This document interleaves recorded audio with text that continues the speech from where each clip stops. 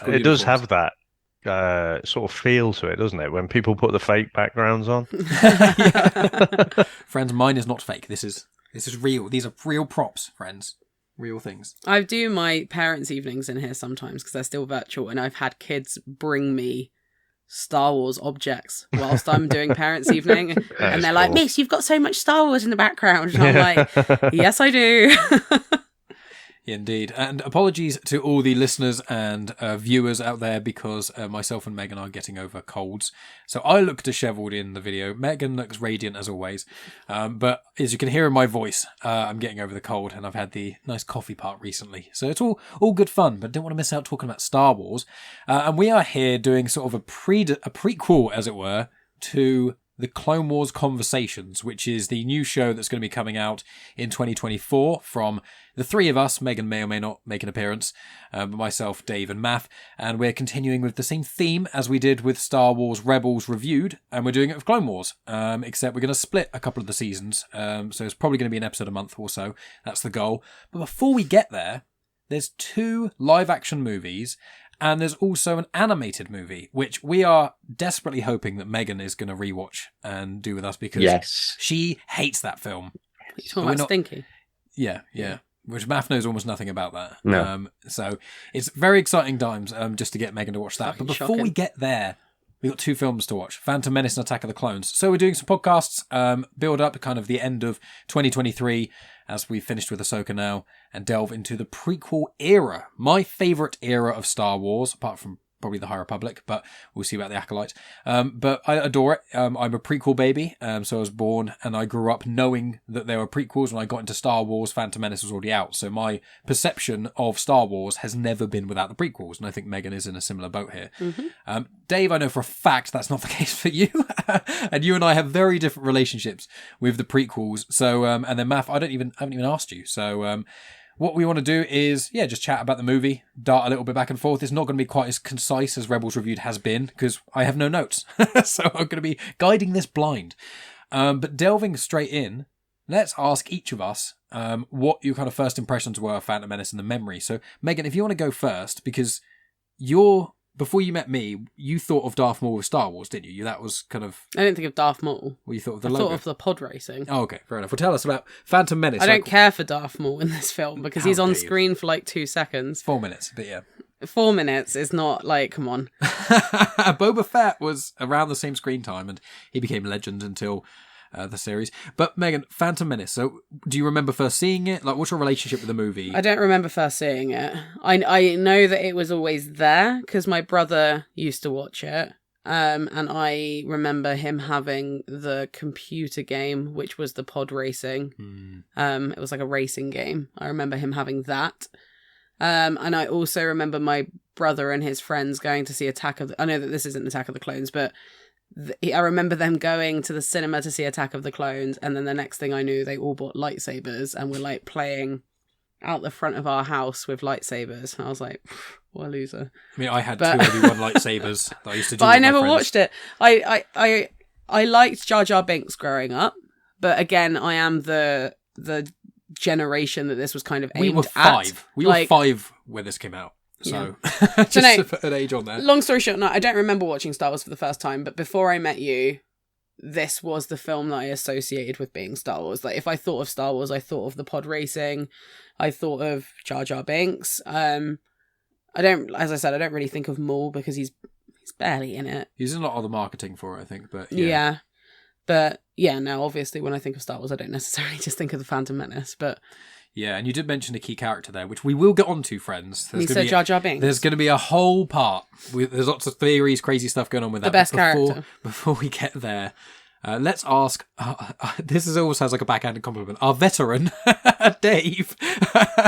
What's your relationship with Phantom Menace? Well, I want to take you back. So to 99, I was 23 in the summer of 99. So I'd gone through my whole childhood absolutely loving Star Wars. I would say it is my favorite franchise. I'm sure I've said it before, but more so than Marvel, DC, any other franchise, Star Wars is that first love. And when it became rumor that this film might come out, I was so excited. And then you get to, it's not like the internet now where you basically hear every single rumor, you're still back in sort of magazines and hearsay and whatever. But honestly, by the time I got to go to watch this at the cinema, I was so excited. I was just ready to burst, because I never thought I would see another Star Wars movie after Return of the Jedi. The closest you got with Ewok movies, so which is not the same thing. I don't like to talk about that. I don't acknowledge those as being real Star Wars movies, but that original trilogy was just amazing. And being in the cinema, and you get that familiar kind of, a long time ago in a galaxy far, far away. And then you get that note, that, and the Star Wars yellow writing, and then it fades through, and you're like, oh my God. Have you seen that? There's a GIF where like there's a family celebrating a birthday or something, and there's a little girl, and she just picks up the punch bowl and throws it on the floor. She's like, yeah. Have you seen that? Yeah, No? I have seen that. That was me. I was like, God, I'm so excited. I can't believe it. And then we get an opening crawl, which is like the 10 o'clock news. So I've got it here. Like, turmoil has engulfed the Galactic Republic. Ding. The taxation of trade routes to the outlying star system is in dispute. Ding. Hoping to resolve the matter with a blockade of deadly battleships, the greedy Trade Federation has stopped all shipping to the small planet of Naboo. And straight away, I'm like, my fucking excitement just goes, what the fuck is this? I'm like, okay, I'm still excited. And then I watched the movie, and I was like, convincing myself at the end of it, yeah, I like that. It wasn't what I thought it was going to be, but yeah, I like that. And then the further away I got from it, I'm like, yeah, I'm not sure I did like that. And then I'm like, actually, I was a bit shit, really. And all right, it was like a CGI demo at the time, but the story was fragmented. It was just a bit of nonsense. And I'm sure we'll get onto more, but the flip-flopping it does between some very serious sort of topics, some real thought-provoking stuff with manipulation and playing people off against each other and politics and this sort of stuff. And then I know he takes the brunt a bit of it, but like fucking Jar Jar Binks, honestly, on this rewatch, he re-irritated me all over again. So he irritated me less on this rewatch. Yeah. always more with me. Every rewatch, Jar Jar's more annoying, and the rest of the film gets better. Well, and Jar Jar takes the brunt, but actually it's all of was it the Gungans or his people, because it's the main guy played by Brian Blessed, Boss Nass. Boss Nass, that's it, and you're like, what the fuck is this? I've suddenly transported to Sesame Street. It's just bonkers. So yeah, and then obviously I was going to watch Attack of the Clones, and I'm like, yeah, surely this will be better. And at the time at the cinema, I thought, yeah, it was better. And then again, I have that like watcher's remorse after. I'm like, don't anyone dare say something horrible about it. Was not good.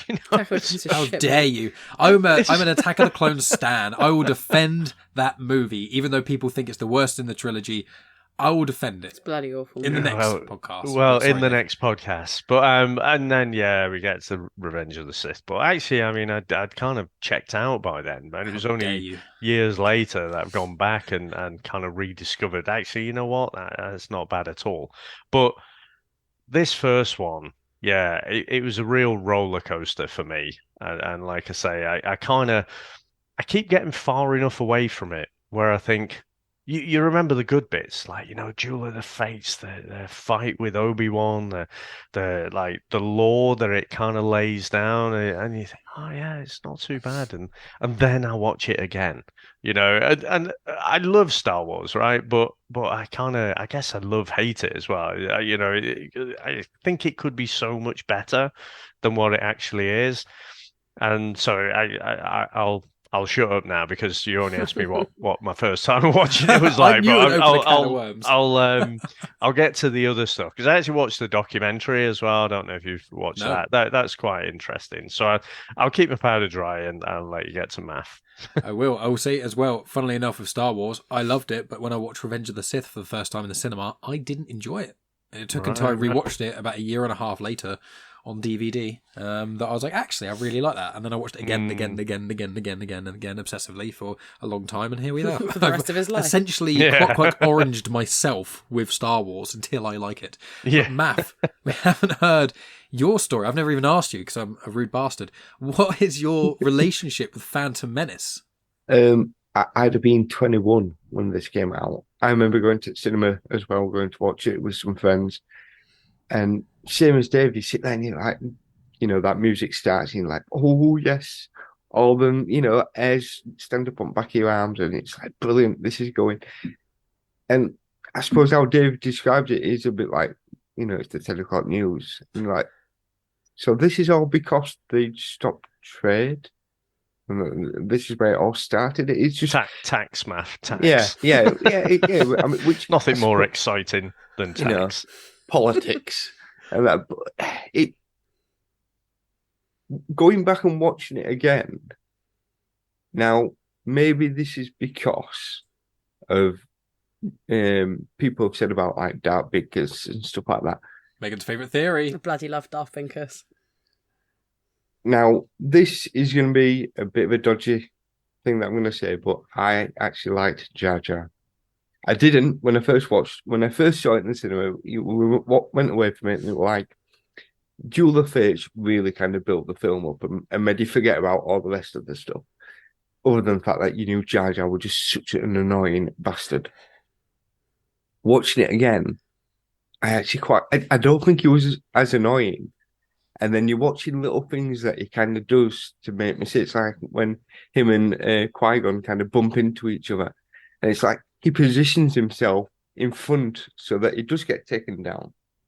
And it's same as when he throws the the energy balls and stuff like that. You start looking and thinking, maybe he's a Jedi, I will stand with that. I actually starting to think that maybe there is something more to Jar Jar, and I actually quite enjoyed him. I didn't find him as annoying as what I remember him being as. Well, there's still time, because with this prequel to the Clone Wars rewatch, He's there's a more Sith Jar Lord. Jar, and it's up to you to figure out if he's more annoying. He's a bloody Sith Lord. But we'll get into that theory in a moment. But I want to ask Matt, have you, obviously, when you watched Phantom Menace first time in the cinema, have you watched it much since then? I think Dave masochistically makes himself rewatch it every so often. I don't think I did. I think when we came away, I mean, back then we didn't really have the luxury of YouTube, so I think I did have it on DVD. I had the box set on. In fact, no, I had it on VHS. I had the box set, and I remember I used to go back and watch Duel of the Fates, but I think I skipped the rest of it because that. Now we will get into that later on because there is certain things I want to kind of go into with that. But again, that highlighted the film. That kind of elevated everything. Pod racing is fine. I quite enjoyed that. I played the games, things like that. But to be fair, how it started was completely different to what I remember. I forgot that it's all the kind of the background stuff and with the Queen and all the politics side. And we don't actually meet Anakin till much further down into the film. So again, rewatching it, I've enjoyed it a lot more than what I gave it credit to. So, it's won me over a bit. I will go back and watch this again with George.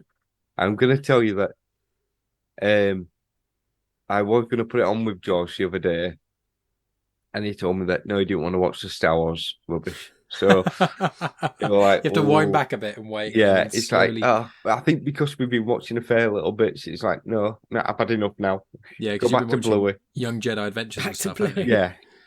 We've been watching, which it does enjoy him, but yeah, I think it's been overloaded with Star Wars, so we've just had to kind of tone it down a bit. But I think if Clone Wars Jar Jar, Clone Wars movie is the jumping on point. It will Yeah, put to him be off fair. all content. He's, no, but He's how only old's George? 3. Oh, right, okay. Like, that, You might like it. You might like I it. think he 'cause would might like be- it. That's probably the target audience. Yeah, but no.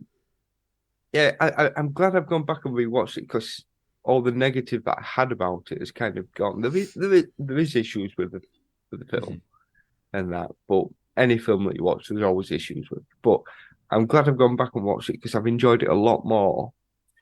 And I think also seeing how Star Wars has evolved and with like the Ahsoka and things like that, there's Easter eggs in there, and it's like I'll just.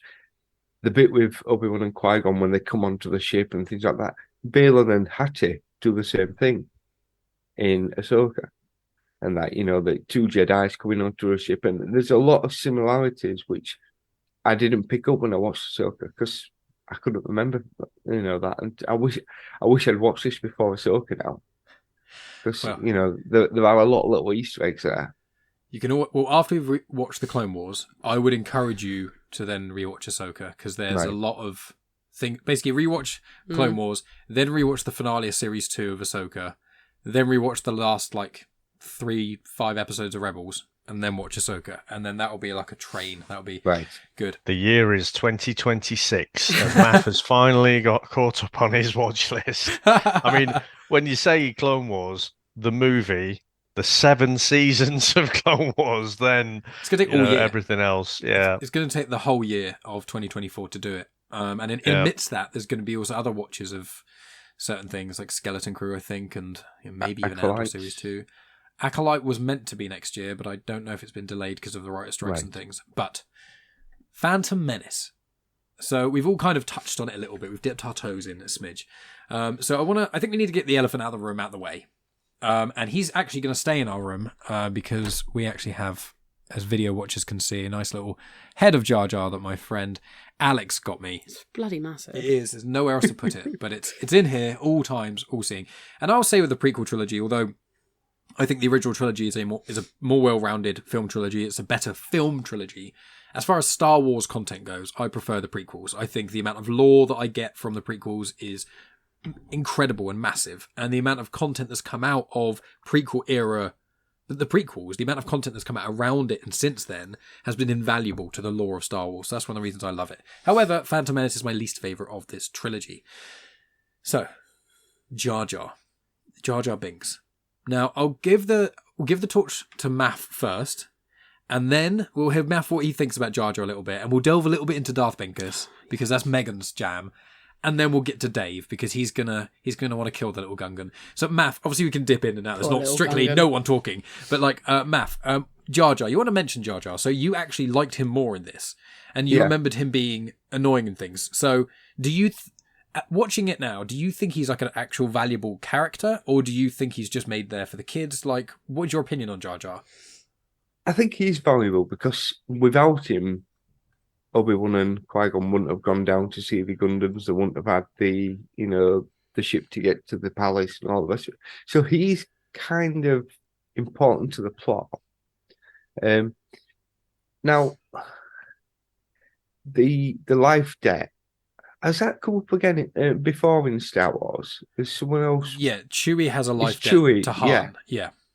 So, because I would say when they kind of said about the life debt, I kind of thought, I'm sure I was thinking it was Chewie, but I wasn't quite sure. Obviously, they've become friends, and that's why they've stuck together. But still, it was an interesting way to kind of bring it all around. And yes, I think Lucas kind of thought, because when you're watching it, it feels like everyone's turned the contrast and the colours up as well. The colour is really vibrant everywhere.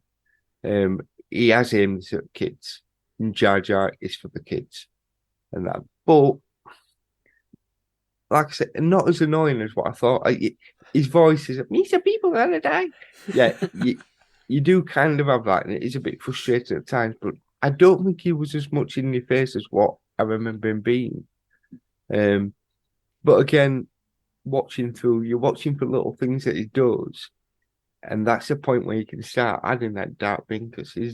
Is he doing a bit more, Because Darth Maul, is he a Sith at this point? Is he actually the Sith? Yeah, he's Yeah. the Sith apprentice. Yeah. There's a Sith Lord Master and a Sith Lord Apprentice. For example, in the Right. original trilogy, Vader is still an apprentice because his master is Palpatine, even though he is a fully fledged Sith Lord. So yeah. Right. Because I just wondered whether maybe Jar Jar was behind the, because I mean his eyes are also a little bit like Anakin's in the third one as well. Mhm. So maybe Jar Jar was there just to kind of start it off, and then he brought in the big guns of Darth Maul afterwards. Well, you've touched upon Binkus. So Megan, do you want to take the stage and talk a little bit about Darth Binkus? You make it sound like I know loads about him. I don't. I just think the Well, I've told concept. you. I think the concept of Darth Binkus What is is so it? fucking cool. It's essentially Jar Jar is just a character, and there is like a secret Sith Lord behind the stupidity of what is Kinda like Jar Jar Yoda in Binks. Empire Strikes Back when he first meets Luke. That kind of Yeah. silliness to kind of veil. Because like I'm allowed to say what happens in the next movies, aren't I? Yeah, we're going to spoil the prequels. Okay. We're not going to spoil the Clone Wars, but we're going to spoil the prequels. Yeah. So, like, obviously in the second film, Jar Jar's the one that gives ultimate power to the Senate, so he gives Palpatine all of the power. So there's a theory that he's just pretending to be an idiot so that he can get into power, so that he can ultimately give Palpatine the step that he needs to become Emperor. And this And didn't it's so fucking cool. It's such a stupid but cool idea. And this didn't actually come from nowhere either. That's the weirdest thing, is when you look into it, Ahmed Best, who plays Jar Jar and also played Kelleran Beck in Mando Series 3, he has said on record that there was a lot more for Jar Jar to do in Attack of the Clones originally, and then George, he amended Jar Jar's impact in the story and changed things around. Well, in Attack of the Clones, you've got Count Dooku. So that could have, in theory, been what Jar Jar was going to kind of become, because Dooku kind of came out of nowhere. And it's like, imagine that. That'd have been a very different kind of film. But there's been people involved in Star Wars, and they've not explicitly said, yes, Jar Jar was a Sith Lord. Darth but Binkus. people have all said, yeah, Jar Jar had a bit more to him. There was more stuff going on. And whether or not it was just very early drafts or George Lucas kind of said it when he was making Phantom Menace, because he changed his mind a lot. Anyone who says the original Star Wars film... I mean, he that was A changed New his Hope- mind after the films came out. Yes, he did. And he goes back and edits them. So it's like he always changing his mind. Some of the concept art you'll see as well, it's got that. But that's why I would have mentioned about Darth Binkus, because it's not just a theory, there's actually more depth to it. And it was when when Mike and I went to Star Wars Celebration Which was... in April. I was going to say how good it was. Oh, yeah, it was great. But it was also in April. I meant it more so because you had more fun than you thought. That's Yeah, what I was did gonna have say. more fun And than this I is thought. part of the reason. So the night before, so we were at the Star Wars Celebration for the full 4 days, and the night before the first day, we went for dinner at my brother's house because he lives in London.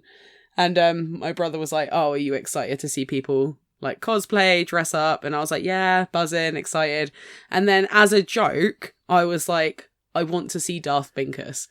Like, as a full-on joke. And then, I can't remember, was it the second or the third day? It wasn't the last one. No, it was the second to last day. So the penultimate day, we're just walking through the XL Centre, and then in the corner of my eye, I see someone dressed up as Darth Binkus. I audibly gasped loud enough for the guy next to me to, like, shit himself. He was just like, "Oh my God." And I was like, "It's Darth Binkus." I was, like, so excited. Full-on cloak, red lightsaber. I ran over. I was so excited. Yeah. The only other character that I wanted to see equally was Kit Fisto. I didn't Yeah. see Kit Fisto, but we did see someone dressed up as the same species. Which is... A Nautilin. Yes!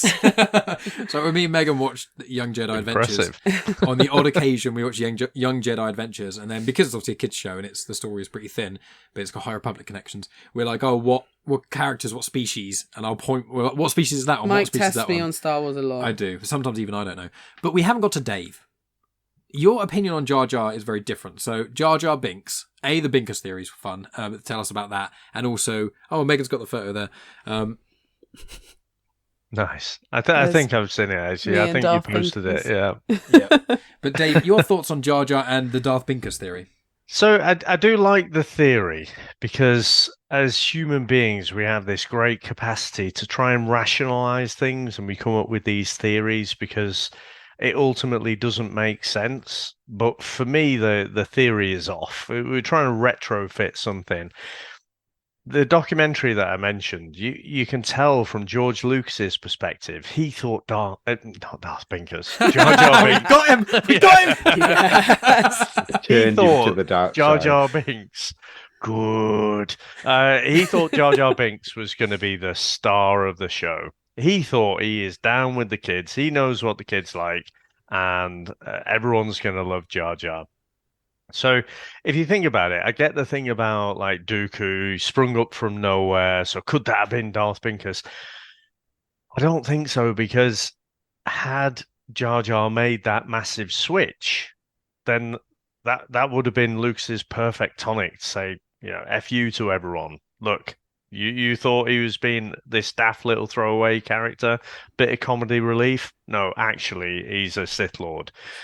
I just think he couldn't ignore the fact how badly Jar Jar Binks went down. And again, the thing is, because I don't watch it necessarily every 6 months or everything, like my hatred of the character like tapers off, and I kind of forget. And I'm like, Jar Jar, yeah, he's okay. And when I see him on Clone Wars and stuff, he's all right. He's done in small doses, and even the rest of the prequels, he's done in a very small dose way. But I think with this one, he's so front and center, and actually even his introduction, I feel like the editing is really bad because they're suddenly there out of nowhere, and he's bumped into Jar Jar, and just the editing is so choppy, it's very weird, and he's straight there with his fucking "excuse me," and it's oh, and it's just the contrast of. This, you're talking about blockades of trade routes and tax disputes and stuff, real like adult sort of stuff. And then you swing to the other end of the pendulum. And like I say, you're at the level of Sesame Street. And it's not just Jar Jar, it's the whole Gungan race. They kind of speak in this way, and it's all very kind of juvenile, and it just jars with me. Jar Jar Jar's Jar's with you. It Jar Jars with me. Yeah. So yeah, I rediscover how much I dislike him and that whole kind of arc and stuff. And you do go through, and it's almost like Laurel and Hardy, especially with the like energy ball or whatever. And it's like, I can see how people are retrofitting it. It's like, he couldn't just do that by mistake. He couldn't be so clumsy, but always come out on top. But like I say, people like Laurel and Hardy, comedy slapstick has been around for a long time. And like I say, when you see the documentary, you could see that Lucas loved this character. He thought he was going to be so popular. But even on the screenings, bearing in mind they've got deadlines to hit. So if the release date is this, they have to release it. And even on the pre-screenings, I think you can see in Lucas's face, he's got the doubt. He's like, I've put too much in this. And so that's getting away from Jar Jar a bit, but I think the whole movie is quite choppy and fragmented. Whereas, again, getting back to that original trilogy, the movies are all super simple. The concepts are simple, and this one just veers off from that and tries to do too much, I think. Mm-hmm. Which are fair points. Do you think it would have been a better film without Jar Jar in it? 100%. Fucking hate him. I think you could work So the story. how would you have linked that bit there with the Jedi coming to then getting into? Would you just completely skipped out all the Gungan race? I'd have. Sorry. You could still have Gungans, but they don't have to be slapstick comedy fucking Sesame Street characters. You can still have the same kind of interactions. For me, it's the dialogue. It's the what's funny? Oh, fucking Jar Jar stepping in poop. It's like such Or a smelling a juvenile fart. edge. Yeah, it's such a juvenile edge to it. You could absolutely have this alien species that ends up helping the Jedi. I mean, they're kind of like Ewoks, aren't they? That's kind of what it is. In Return of the Jedi, they kind of stumbled across this editing cadence where they could go from different scenes. You know, they could still tell that overarching story, but they could go to this battle, which is a proper, you know, left versus right kind of situation at armies. And then you've got other scenes where you've got individual battles going on. You know, they stumbled, well, I don't know if they stumbled across it, but they discovered that in Return of the Jedi. And I feel like they were trying to recreate not only that, but, you know, with Anakin, they were recreating that first Star Wars when Luke, you know, takes down the Death Star, and obviously Anakin takes down the battle droid control ship. So, you know, they were kind of borrowing from the lore, if you like.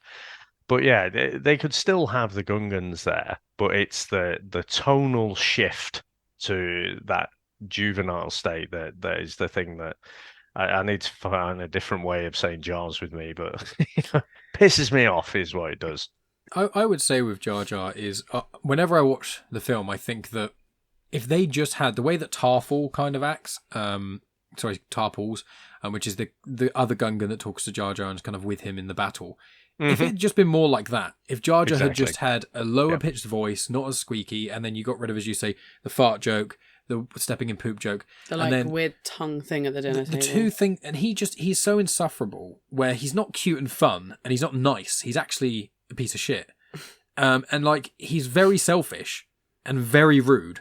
And Qui-Gon is constantly having to keep him in line, and you know he's used as a plot device because he puts that street vendor on Tatooine says, "Oh, it costs whatever Wupini," and he puts his tongue out to just eat this thing. Yeah. And then just spits it back out and it hits Sebulba, and Sebulba's going after him. I'm like, fair play to Sebulba. I mean, if some guy's literally just stolen something, stolen something from that street vendor and then thrown it at you, it's like that. I'm not saying capital punishment, Judge Dredd style, but like that's not cool. And then Jar Jar at the dinner table doing the tongue thing, and Qui-Gon says, "That's enough. Stop it." And he does it again. He holds his tongue. That is enough. Stop it. And it's these little things over and over again that I think the Phantom Menace goes in a certain way, and then just every, depending on the scene, 1 to 5 minutes, you've got this jarring moment, where him or a Gungan is, you know, Boss Nass is doing the thing, or you've got Jar Jar just doing something irritating, and you just can't watch. The time in the film that you can watch it with the least amount of irritation is near the end, because there's bigger gaps, and he's just doing war things in a silly way. But that's my issue with Jar Jar in particular. But also they're like, oh, you've done this one thing that you didn't even do, become a general. I'm like, he doesn't fucking deserve to be a general. He doesn't know what he's doing. He's not trained in warfare.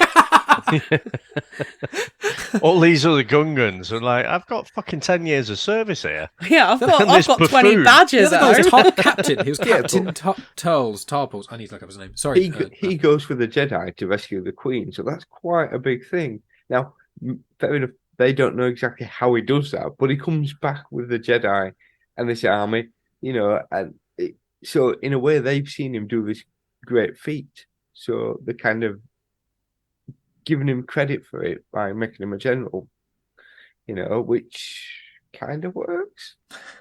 Captain Tarpals. My thing with him is that he doesn't actually he is useful to the plot, but only because it's situational. It's always just happens to be in the right place at the right time. It kind of makes me like he doesn't actually really do anything himself. It's all like, even when he destroys some of those machines with those orbs, it's because he trips over something and he's hanging onto the back of a vehicle. Oh yeah, he's hanging onto the back of the thing and then it releases them all. He makes me think of Ash Ketchum from Pokemon because he wins all those badges but never actually does it himself. Yeah, he does his friends will do it for him. Yeah, or he has certain situations where he'll just be like, "You can't beat me in this battle," which is how you win the badge, but you've helped me fix a light. Here you go. And it's like, you're terrible. Yeah, he doesn't. There's a mystical force around him to, you know, make him be in the right place at the right time. Yeah, to bend the will of others. It's called the dark side. Yeah. So we'll lean off Jar Jar. I do like Maff's defense of Jar Jar, and I will say I don't think he deserves the hate he gets. I didn't hate him as much as I did the last time I watched it. This time I was like, yeah, you're a bit annoying, but I've seen worse things. Yeah, I remember him being more annoying more frequently, but it is just this constant reminder that he's there. But we'll move on to some more lighter things. Trade disputes. On this watch, it's like Brexit, isn't it? Brexit of Naboo. It is basically very much. Yeah, it's literally like, it's like, hey, you need to pay this trade money. No, the rates are ridiculous. Well, we're going to stop you trading. And it's like, that's basically the plot. And it's like, Then we're going to doing an kidnap illegal- you and force you to sign a treaty. Yeah, we're going to basically block your planet from getting supplies and then force you to do what we want you to do. And it's like that doesn't have to be complicated, but then they had to wrap it in all this complicated stuff, which doesn't help. It took with me a racist 5 accent at that. Yeah, we were not going to delve into all that sort of stuff. We're going to stick to the lighter, easier things to talk about. But I do notice that. But I will say with the Star Wars, with Phantom Menace, the problem is, as kind of Dave alluded to, there are parts which are really silly and young, and there are other parts which are really heavy, and they should have just gone in one direction or the other, and it would have made more sense. And the trade dispute thing, I think it took me about 5 watches. Granted, to say I was probably around 10, I think, when I remember fully going to watch Star Wars and stuff. It took me until I was like a teenager to actually genuinely understand what the hell they were talking about, what a federation of trade is. What a taxation is, how a blockade works, not just you've got ships in the way, like what that does to the people, the food, everything else, and supplies. I think this was the first time I actually understood really what the Trade Federation probably were. And it's probably your 5th watch, isn't it? So it's it's one of those. Probably more than that, to be fair. The prequels take a long time to understand a lot of what's going on. There's just so many threads. It's very political. But there's not enough. And people say that the original trilogy is political, and I agree. But you've basically got that one scene where Tarkin's talking around people. But the reason for that is not necessarily to talk about the Senate being dismantled. It's more so to show Vader's power, but also he's not in control of everything. There's people above him. There's like a layer there. That's the point of that scene. With the trade dispute scenes, it's just trying to point out Trade Federation bad, Queen good. But for 5 minutes. Again, there's that, I mentioned it in Rebels. It's a giant planet, and there's what were probably about 10, 20 ships there. Just in this line. Just go around the other side of the planet and go that way. Up or down? Yeah, up or down. There's so much. It frustrates me that they do this all the time, where they kind of, we're going to blockade off this little section here of the planet where you could just escape anywhere else. I've never thought of that. It's like just I'm sure there's probably some people coming in the back door bringing stuff in, and that's how they're kind of doing the illegal side of it. But it just frustrates me, and it's silly the fact that it's all just because they're just they don't want to pay the tax, so they're going to stop it off, and this kind of kickstarts everything.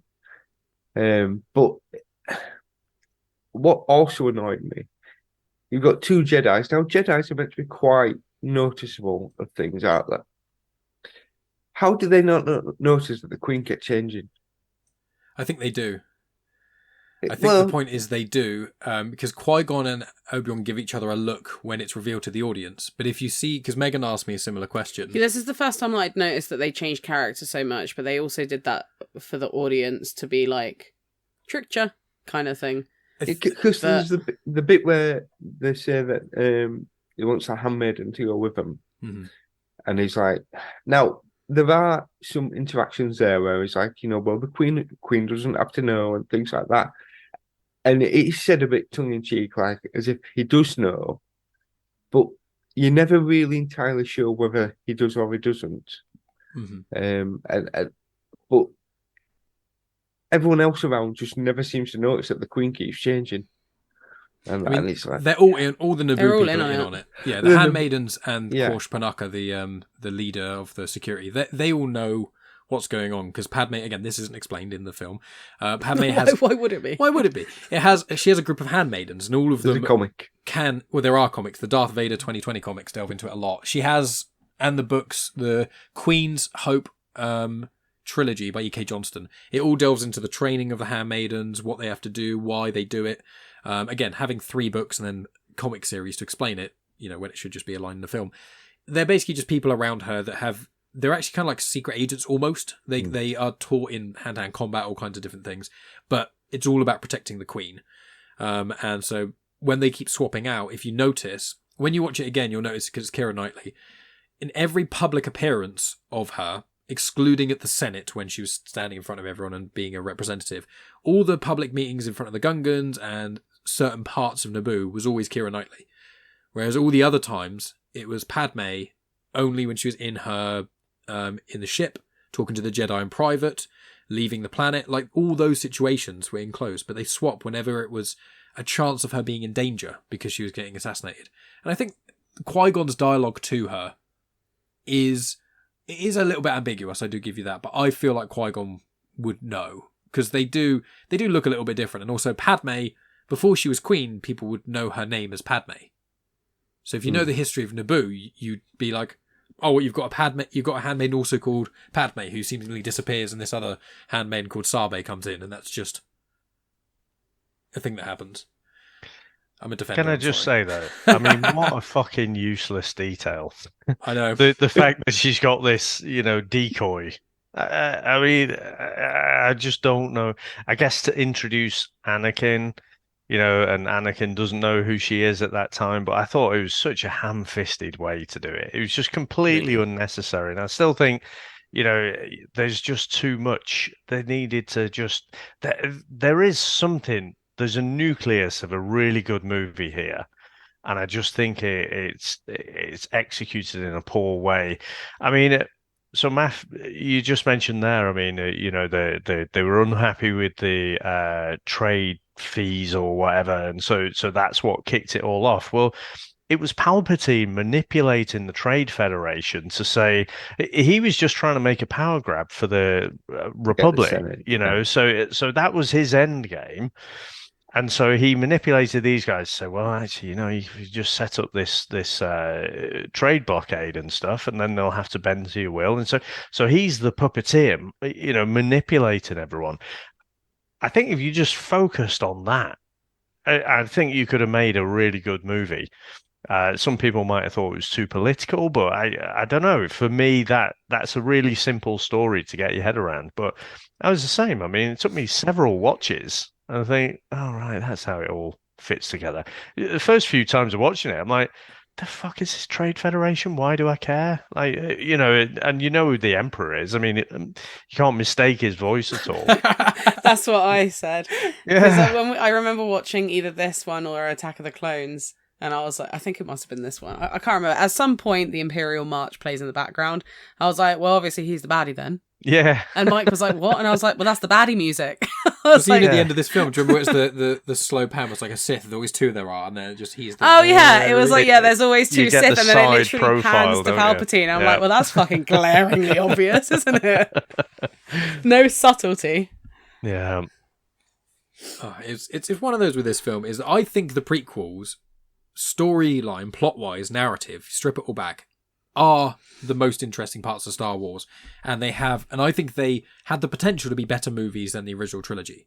I think Revenge of the Sith shows that, but Revenge of the Sith, if the other two were as good as Revenge of the Sith, without some of the little issues in them, it would have been phenomenal. There's elements of this film that really stand out. Obviously, Duel of Fates, the pod racing, there's parts, and there's cool elements. But no, and this is my biggest, I always say this, the biggest issue with the prequels, no one reined George Lucas in. They were like, you did it. Single-handedly, he didn't single-handedly do it. You single-handedly did the original trilogy. Let's ignore the other two directors who did it. Let's ignore your wife who heavily edited almost everything. Let's not forget about the actors who refused to say certain lines of yours because they were too ridiculous and made no sense. Let's not forget them going on chat shows, literally saying, I wouldn't say certain things George Lucas told me because I couldn't deal with saying it. People like Mark Hamill, who'd never acted before, saying that kind of thing. Let's ignore all that. His ultimate power... pun there. And let's just have you make whatever the hell you want, and no one is going to tell you no. And then he was like, right, let's do it. Let's do Jar Jar. Full force ahead. And no one was there to rein him in. We got Jar Jar, we got I Hate Sand, we got... Well, the biggest issues with Attack of the Clones is the Padme and Anakin stuff, which we will get to, but we're not quite here yet. Panicking. Anakin, quit panicking. But let's focus on some of the good things, because Phantom Menace, a lot of people slate it. And I want to ask, Megan, did you, on this rewatch, did you enjoy it? Like, as a film? Do you enjoy... How do you think it compares loosely with other sort of Star Wars films? Like, how much you do enjoy it? I still prefer it to Attack of the Clones. Well, yeah, so I know you hate Attack of the Clones. But yeah, I thought it was fine. I didn't hate it at all. Do you think that this film is better or worse generally than the original trilogy or the sequels, or? Oh, I don't know. They all blend into one. There's so many of one them. amazing journey. I don't. If he's holding you against your will, blink 3 times. My hands are here. It's okay. You've listened to Afterthoughts. You know she needs a prod every now and then just to get her actual thoughts, not like a one-word answer. It's all right. I don't think it's better than the original movies. Yeah. And that's coming from me saying that, and I don't really like Empire Strikes Back that much, which people get really angry about. I get it. But nothing really happens in that film. You just like the second of all the trilogies the most. Yeah, that's it. Don't like the second ones of all the films, yeah. Attack of the Clones I don't like. You like the third the most Last of all Jedi I don't like. Well, no, you like Force Awakens more than Rise of Skywalker, I think. Oh, yeah, definitely. Yeah. That's the only exception, yeah. Oh, gosh. Sorry, I nearly pulled the microphone out. Yeah, no, I enjoyed this film. I don't think it's as good as the originals. Do you think it's as bad as everyone says? No, I think it's got a bad rep. Like, I was going to say this. I don't know why everyone hates on Anakin so much. I don't even... Like, he's not even that annoying. like, he got, like, a pretty bad rep, didn't he? Oh, yeah, Well, yeah. both Anakin in the first film and Anakin. and just Anakin in general. Jake Lloyd's the kid, and then Hayden Christensen's the more adult. Yeah, I didn't really... I thought he was just a normal kid. I didn't see what everyone was making a big fuss about. I thought he was alright. Is your biggest issue with this film the trade stuff, the politics? I just think it's confusing. Like, as we've already said, I find that the demographic that they're trying to aim for is kind of confusing because they either want to aim it for the people that loved the original movies, which probably would more link into politic-y stuff, or you aim it at a new generation, which is, I think, what they were trying to do with Jar Jar, but I think the actual clear demographic that this film is for is very confusing. And I think that's why it's now getting a big hype up again, is because I don't know, I guess the generation that it originally, I guess, came out for have gotten older. I don't really get it. Yes, but it's the millennials. Yeah. We're bringing it back. Yeah. But yeah, no, this is all right. Okay. It's fine. Well, Dave, if I go to you next. Didn't hate it. With this whole film, like your thoughts of it as a whole, as a Star Wars film, and certain bits being good and bad. Do you think it's? Mm-hmm. Did you actually enjoy the film this time around? Like, what are your kind of thoughts on that? So I think I'm going to borrow this analogy. I think it was you who I might have heard this from, but I mean, for me, it's like pizza. I can have an average pizza and it's still pizza, so I'm still going to enjoy it. So even though I've got problems with this film and you know, as parents would say to you, you know, it's not that I'm angry, it's just I'm disappointed in you. You know, I think it could have been so much more. And I think, as I mentioned before, there's a nucleus to a great story and a great film here. And I weep at the idea that, you know, there wasn't someone to rein Lucas in. He was just allowed to go a bit nuts. And this is kind of what we got. And it's a little bit of a mess. And I think he just needed that control, you know, and it could have been so much more. But I do think, I mean, this had a bigger impact beyond just the movie itself. You know, if you look at the CGI, I mean, I have to say, I think the CGI has aged quite badly. You know, if you watch the original trilogy, not with the CGI bits on top, but the original trilogy, it still holds up. You know, and it's not that kind of Star Trek universe where everything is clean and there's straight edges on everything. Everything's well worn and looks gritty and it's got a real weight to it.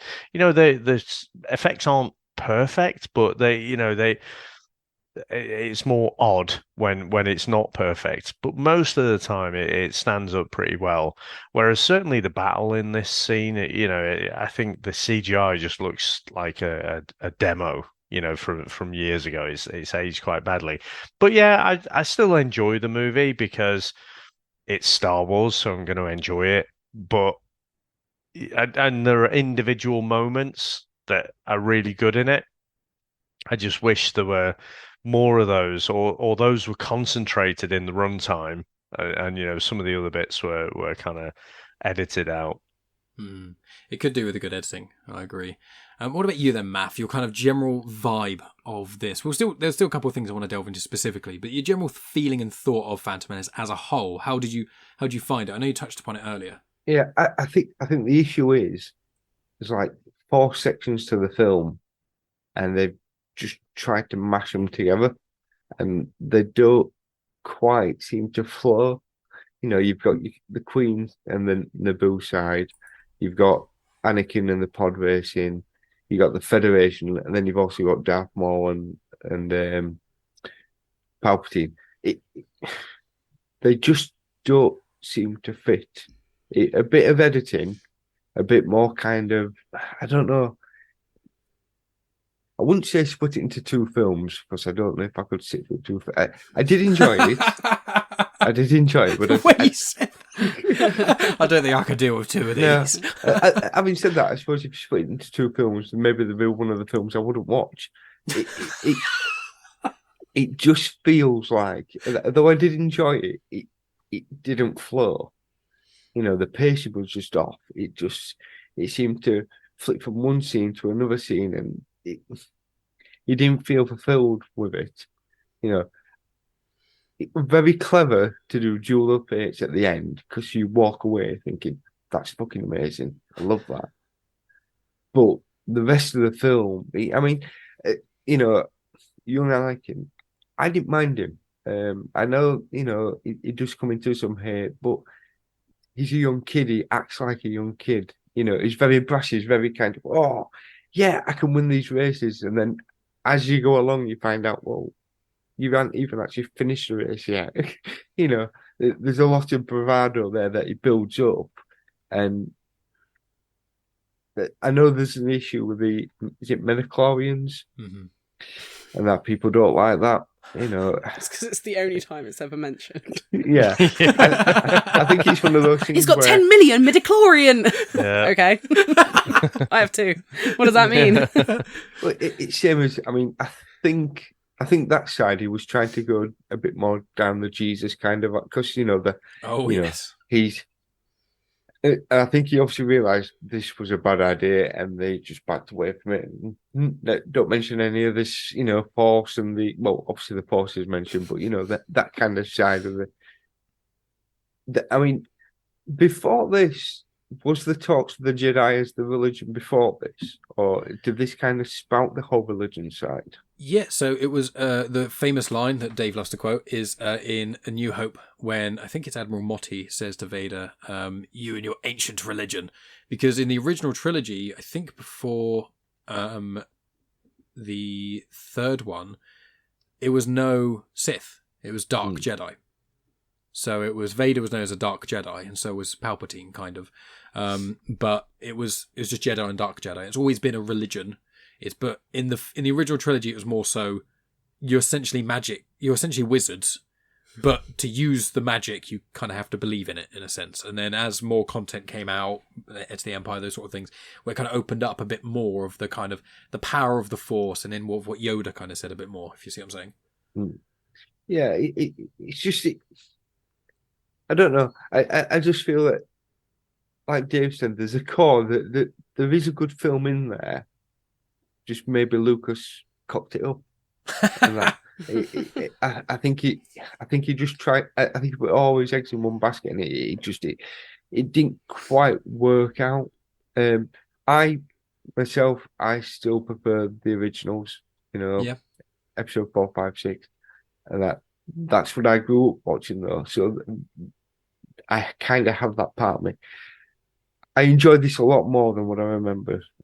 I don't remember Attack of the Clones, to be fair. So going to watch this next, gonna get a converter. Is possibly. But you see, I do remember Revenge of the Sith, mainly for the kind of the final bit, the fight on, is it Mustafar? Mustafar, yeah. Which is funny because I rewatched that fight again. When we get into the Duel of Fates, I'm going to pick at certain things there because that really pisses me off. The fighting is amazing. The choreography with all the lightsabers is fantastic. But there's some few issues there. But yeah, as a film itself, it's okay. Mm-hmm. There is a core good film there. I think it just maybe no one would ever go back now and re-edit it, but maybe if someone did, they could probably make a better film now. You know what? I think you might be onto something with splitting the movie into two. Because whenever I get to the pod racing bit, I always think this is like the finale. So, you know, you're going to get to the end of the pod race. He's won the pod race. and yay, present him with a medal or something, and we've got the credits, end movie, and then you go into the next movie. I think obviously you'd have to stretch it out because it's about at the hour mark when the pod racing wraps up. But yeah, again, I just feel like there's just too much in there. So yeah, probably splitting it up into two would have made it better. Or make it longer. That's what I think. Make an extended edition. Let's get Peter Jackson involved. Make it into a 4-hour long. No series. I don't like series as much. 4-hour long cut of Revenge of Phantom Menace. Turns out the pod race was 30 laps, boys. Here we go. Make it black and white. Yeah, it's like Formula One. Just all Sunday afternoon, you're going to be watching pod racing. You don't just see Aura sing for a split second. This time you get to watch her whole life story up to that point. Every character, you get their whole backstory. But I would like to see a 4-hour cut of Revenge of the Sith, but we'll get there eventually. But that Revenge of the Sith is going to be a weird one because we're going to have to chronologically watch it after Clone Wars, but it is my favourite Star Wars film. But before we delve into that, I want to ask Megan, because I forgot when I asked you about how you feel about this film. With the trilogies, because I know the answer from these two, which is, if you could only watch one Star Wars trilogy, Oh, God. which of the three would it be? I don't know. Okay. There is only one right answer, of course. So there's elements that I would miss because I can't stand the Attack of the Clones. I really can't stand it. And I've said this so many times, and I know that I want to say Hugh Jackman, and I know that that's not his name. Oh my God, my brain. What? Obi-Wan Kenobi. Oh, Ewan McGregor. Ewan McGregor. Jesus Christ, right. I know that Ewan McGregor is a good actor because I love Ewan McGregor. I think he's a fantastic actor, but I think in Attack of the Clones, he is shit. And everyone is shit. So, is R2's in that film? He's not shit because he's never shit. R2's the best. But probably the original. Yeah. Realistically, probably the original. I think I'd be sad because I love Ewoks, even though everyone hates on them. I don't so like. Return of the I think Jedi your they're favourite great. movie? I love the Ewoks. Return of the Jedi your favourite movie, isn't it? Is that episode 6? Yeah, Megan knows the episode. I know, name, but I know numbers. the episodes rather than the names. I do really like episode 3. Yeah. But I prefer episode 3 as the extended version that you and I have watched. Yeah. Because it gives more to the story. Which Maff won't know about. But not like the weird extended one. No, Just the one with the extra scenes, the deleted scenes. Yeah, one. but that also has parts Yeah. of it. Yeah. Yeah, it would probably be the originals, I suppose. But I think I prefer more of the characters in the prequels. Mm-hmm. But I think the original films have a better plot and story. And do you prefer the prequels to the sequels? Yeah. Okay. I only really like Force Awakens. I think it's an unfair question to ask that sometimes because, in theory, without the originals, you wouldn't have the others anyway. Oh no, of course. But it also would depend on my mood. Yeah, but with the originals, the prequels kind of tie into that. So it's one of those awkward things of, if you just watch the episode 1, 2, 3, and then that was it, you'd feel there should be more. Yeah. Whereas you can watch episode 4, 5, 6, and it finishes and think, yep, that's fine. We don't need any more. I also think it depends on the order in which you watch them, because some people watch them in chronological order of like actual events, whereas some people watch them in order of release date. So when we watch them all together, so when I first met Mike, many years ago, when I first met Mike, I had seen episodes 4, 5, 6, 1, Rogue One, and The Last Jedi. Not Force Awakens. So I hadn't seen The Force Awakens, so when I watched The Last Jedi, I was really fucking confused. But when we watched them together, we watched them in chronological order of events. So we went 1, 2, 3, 4, 5, 6, and then 7, 8, and then we saw the 9th one at the cinema. Yeah. But I know other people that have watched 4, 5, 6, 1, 2, 3, 7, 8, 9 because they've watched it out of release. Yeah, I find releases dodgy because when you get Rogue One and Solo Territory, you watch 4, 5, 6, 1, 2, 3, 7, Rogue One, 8, Solo, 9, and it's like, no. Don't do that. Should be 1, 2, 3, Solo, Rogue One, 4, 5, 6. And then you can watch the sequels if you fancy. But yeah, I just want to get your thoughts on that, because I know that these two obviously said about their enjoyment of the original trilogy. But with the Phantom Menace, we've explained some of the things we don't like about it, obviously, because there are a lot, and it is definitely a flawed film. As I said, it's my least favourite of the prequels, and I think it's probably the worst Star Wars film. I'd say as a film. Some people are going to say Attack of the Clones, which is fine, and other people are going to say some of the sequels. You think Last Jedi's worse? Okay, Last Jedi's worse, which is fair. But I think that the fact voodoo. Well, I think The Last Jedi is phenomenal. We've been through this. I lost at you comics on trial, which is devastating and rigged. But it was about Rise of Skywalker on it. But I think that I do think this is the weakest film. If you just watch it kind of critically as a film, as a Star Wars film, it's harder. But I just think that the way certain elements and certain choices were made, it's kind of, the Disney films are flawed heavily, but as they're made as films, they're actually very well made. It's just the writing is kind of the issue here. But I think these have the opposite problem, which is the writing is the problem. The script itself is so hard to get around with the prequels. Even in my baby Revenge of the Sith, it's one of those issues. But let's focus on the positive. So has there been anything said so far, Megan, that we haven't mentioned? I know you just spoke a lot about originals and sequels and etc. But what do you love about Phantom Menace? I like the music in it.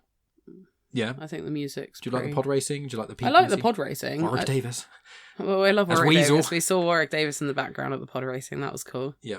It was at the pod racing, wasn't it? Yeah. Bunta Eve pod race. Yeah.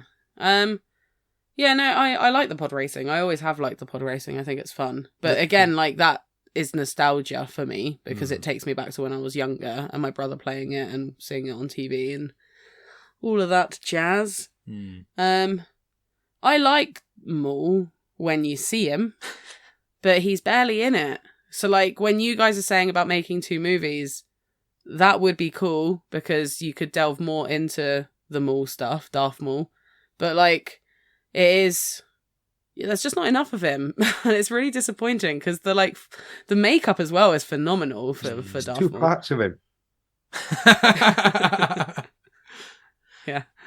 Yeah, okay. So we'll go to Maff next then. So Maff, what are your certain favourite things? And if you touch on Duel of Fates, we'll get to the criticisms of that in a sec. But like, what are the positives you had of Phantom Menace? Then we'll go to Dave. I found it quite amusing. There's a bit with the pod racing where the Tusken Raiders shoot and hit Anakin's pod racer, and I said to myself, "You're going to regret that later." Very nice. You remember that bit then, Attack of the Clones. But yeah, I really enjoyed the pod racing. I also enjoyed the pod racing. I'd completely forgotten the fact that Anakin had never finished a race, so he'd never won anything. And the fact that, I mean, he'd built the pod race himself, which were,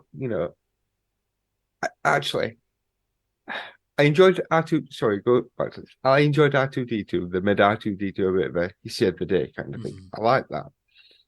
But then they kind of crowbarred C-3PO in there, and I get it that yes, Anakin created him, and they had to kind of show that, but it just didn't feel. I think maybe you should have done it further down the line, if at all, because in the original trilogy, he's never mentioned he's Vader's droid. He just happens to fall into Luke's hands. Vader isn't Anakin. They're 2 different people, man. God, do you even know Star Wars?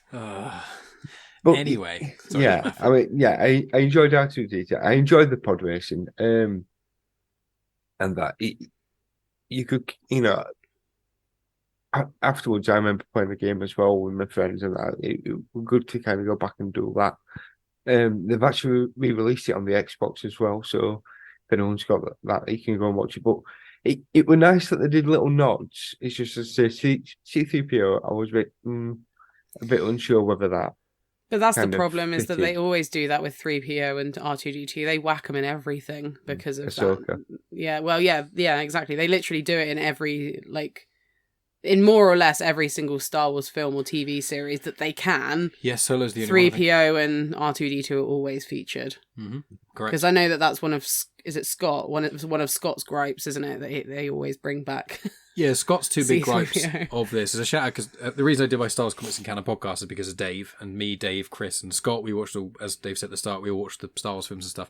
And one of the criticisms Scott had was that, but also he says the problem with some of the prequels is they seem like they have to explain a lot of things to lead up to original trilogy. But his big issue with Solo was every conceivable character trait you have of Solo is in Solo. You get his blaster, you get his coat, you get his relationship with Lando, his name, his relationship with Chewie, where he's from, his dad, the Millennium Falcon. Like they even mentioned Jabba's like going to Tatooine at the end. So it's like every single thing you've ever heard about Han Solo from the original trilogy is in Solo: A Star Wars Story. Every single thing, the dice as well.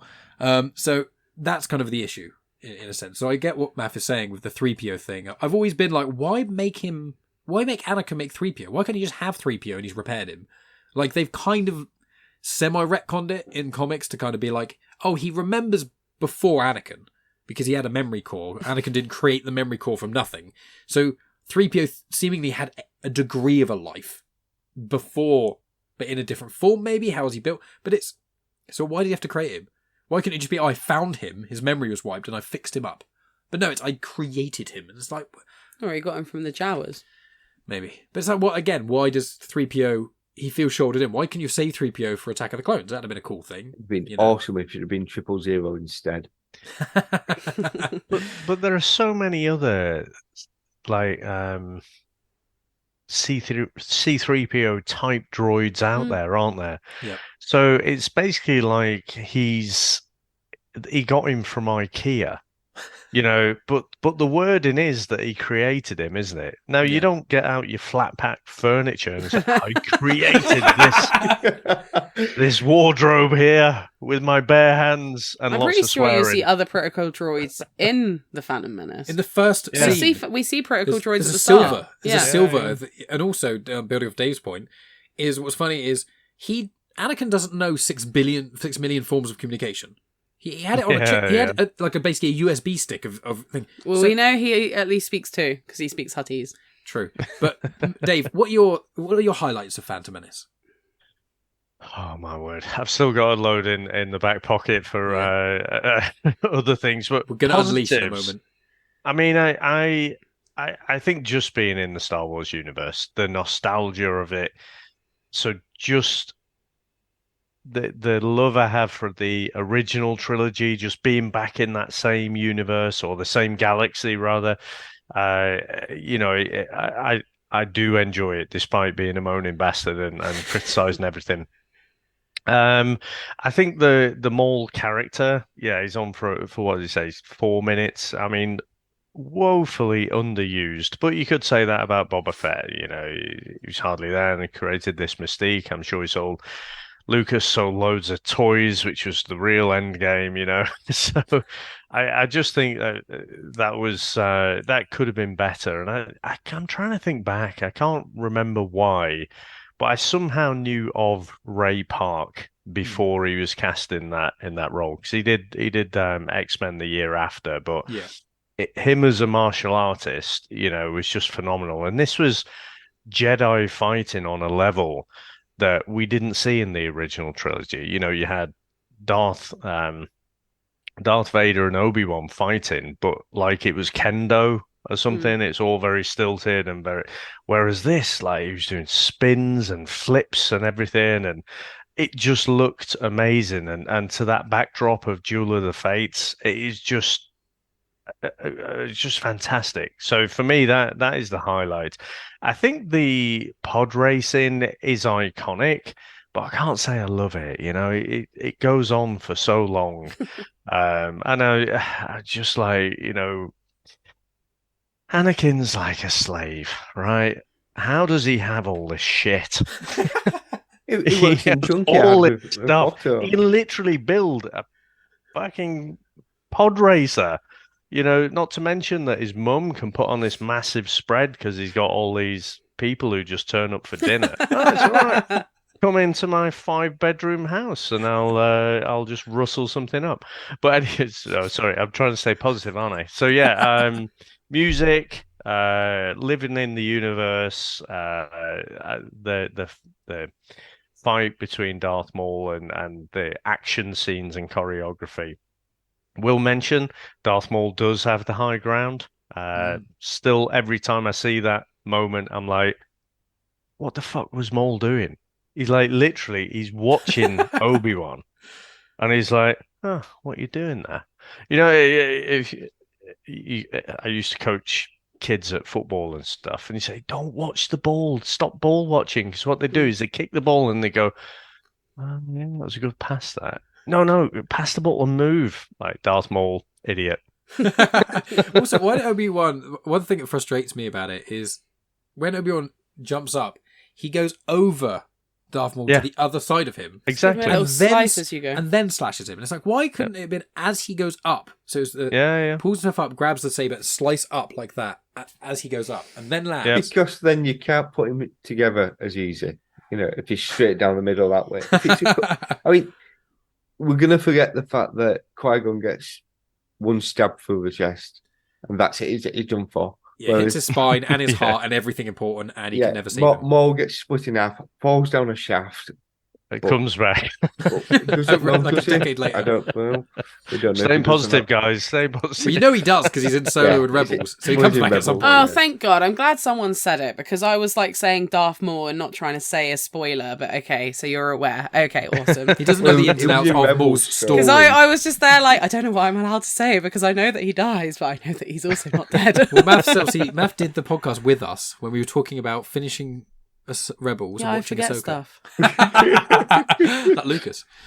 Okay, people are clearly chomping at the bit. They're bursting from the seams to get some of this more negativity out. We've sprinkled in some niceness now. Dave, what's going on with you, bro? What do you want to talk about? Right. I loved / love. It's kind of past present. The Jedi. They're just the good guys. They're amazing. And I'm watching this again with kind of fresh eyes, knowing that we're going to come on and chat about it. And I'm like, you know what? The Jedi are fucking arseholes. The lot of them. Just utter arseholes. And the arrogance of it. I mean, Qui-Gon Jinn, he starts off, it's almost one of the first things he says. And he's like, these Federation types are cowards. The negotiations will be short. And I'm like, that's a bit like a bullying tactic, isn't it? And basically, they're just the Republic muscle. That's what they become. They're just the hired hand, the hired muscle to go in and strong arm the Federation. And I'm like, what a fucking arsehole you are. and I think why it's their downfall.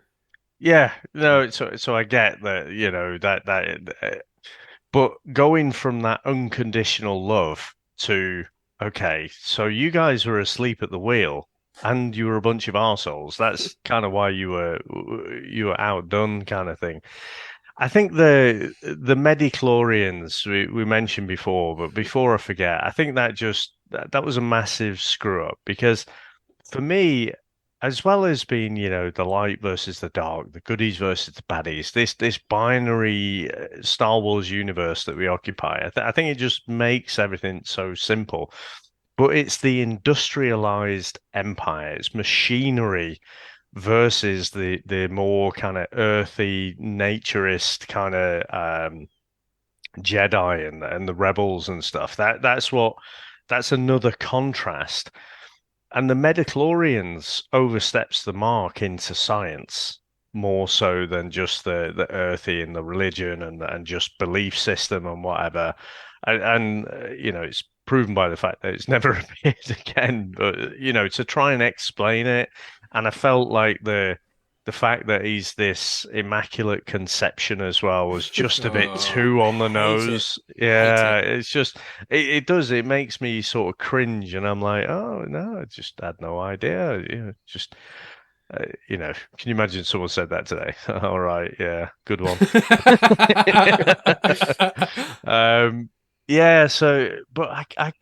I feel like it's a product of the way the film was made. I didn't realize, but it was shot in something like 13 weeks, which seems ridiculously short for a movie of this magnitude. It's 3 and a bit months, isn't it? Yeah. I mean, it doesn't seem long at all. And the thing is, because you're working with this new technology, CGI had been around, but I mean, trust me, we've watched them on the VHS, and there's some shocking CGI attempts in the mid to late 90s. But the fact that you've got mostly a blue screen, and all the actors are acting to this blue screen, they're not immersed in the environment, they're not really soaking up where they should be and channeling that. I just think Liam Neeson and Ewan McGregor, they seem like they're half asleep for the whole movie. I do not think the acting is very good at all. I think it's really, really poor acting. I mean, Qui-Gon Jinn, I kind of retrospectively like him as a character, but when I came back to watch the movie, I'm like, God, are you just dialing it in or what? He's just so low key, not interested. And so, yeah, there we go. I'll have a nap now and I be personally quiet. disagree because I love Qui-Gon and I love Liam Neeson as Qui-Gon. But I kind of, the thing is of me is because I'm young and that made it sound like a dick move. Because I'm young, guys, old fogies here. And because I grew up with the prequels, for me, it's the way they act, even the way that Yui acts in Attack of the Clones. Well, the first name basis, that's what I call him. Because of the way some of the acting is, including Hayden Christensen, and again, I blame George Lucas primarily for it, and Attack of the Clones, they had to re-record all the audio for the entire film, which does explain quite a lot. But with those things, the way I've rationalised it, and it's a cheat, and this is an unbeatable argument, which is why I love Star Wars so much, is that, for me, that's just how the characters are in the scene. I don't view it as a bad acting, because I've got the lore of the characters. I'm like, wow, Qui-Gon seems quite tired and exhausted, like he's not very enthusiastic anymore. Maybe that's because he's annoyed by all the council and stuff. Oh, man. Obi-Wan is acting really... He's not showing his emotion very much. He's not... Ewan McGregor's not showing off his acting chops. Well, in Attack of the Clones, he's probably exhausted from having to deal with Anakin for the last 10 years. And that's a cheat. I put my hands up and say that's... Because you could say that for every film ever made. You could say every film that has bad acting in, that's just the character's, point. But that's how I've kind of... I think because I watched it when I was young and didn't really get what acting really was... And then I'm just like, yeah, that's the character. And then as I've grown older, I was like, oh, those people are in other things. Qui-Gon isn't real, nor is Obi-Wan. They're actors. So, I think that's going to help me a bit. What about you, Megan, before we get into math, because I do want to hear about Duel of Fates. What are your least favourite things of Phantom Menace? I don't know, all the politics.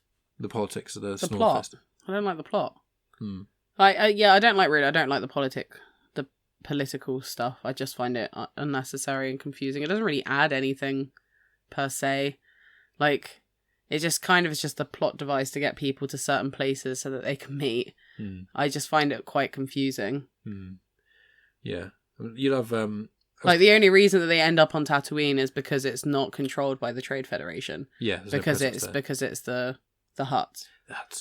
Well, I was going to ask, with the Phantom Menace and the negative parts, do you think Obi-Wan in this is bad as an actor? Are you... No, not overly. I think he is bad in the second one. Yeah. I just think it's that he's like a Padawan and he's learning and he's not really found his groove. Okay. Yeah. He hasn't got his beard. That's the real. He hasn't got his beard. Looks weird. Obi-Wan without a beard is not something I like. Not a fan. Okay. Yeah, he just kind of seems like a teacher's pet, really, in this film. Even when he's, talking about the midichlorians, he's like, not even Master Yoda has a count that high. I'm like, all right. All right, cool. Well done. Someone's been studying. I mean, you don't like the midichlorian stuff either, do you? I don't dislike it. I just think it's irrelevant. If they're not going to bring it up at any other point, what's the point of mentioning it? Yeah. It's redundant. They should have just tested his blood and said, oh, it appears that you would, judging by your blood work, it seems like you've got, the potential. I don't even think that, though. It just feels it. Even if Qui-Gon just kind of went, it feels, something about this boy feels different. That's it. Well, yeah, because that's him using better. the Force. Yeah.